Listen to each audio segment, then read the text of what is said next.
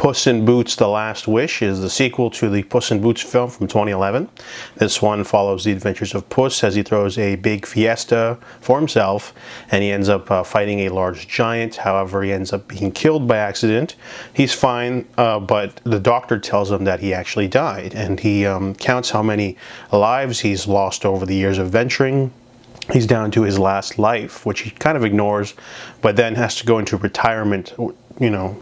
So Puss lives his days eating dry cat food at a cat lady's house until he discovers Goldilocks and the Three Bears, which are reinvented as a criminal crime family, a very cockney, hilarious crime family.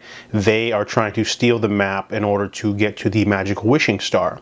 If Puss can get to the magical wishing star first, he can wish for his lives back and go back to his swashbuckling adventuring days. So this movie has a different sort of animation style. I noticed it's not going for the Shrek style animation style because it's too expensive, I guess, but also the Shrek style is very ruddy and European looking. This one's more of a smoother, so they can transition for the fight scenes. I noticed there's some really insane choreography and action going on for some of the bigger set pieces where the frame rate changes. Kind of reminded me of The Bad Guys, the DreamWorks film. So Puss teams up with Kitty Softpaws and a little chihuahua named Perito in order to, you know, get the map and try to get to the wishing star before any of the antagonists. And they introduce a large, wacky, hilarious, diverse cast of interesting new villains of sorts. There's Goldilocks and the Three Bears, Cockney crime family. Big Jack Horner is just a straight up psychopath, really.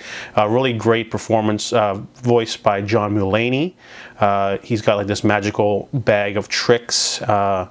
Really nasty person, hilarious scene stealer. And then there's also a bounty hunter who's after Puss, the big bad wolf. And so all of these characters converge at the end in order for this big magical adventure. There's a lot of crazy animation, set pieces, magic system.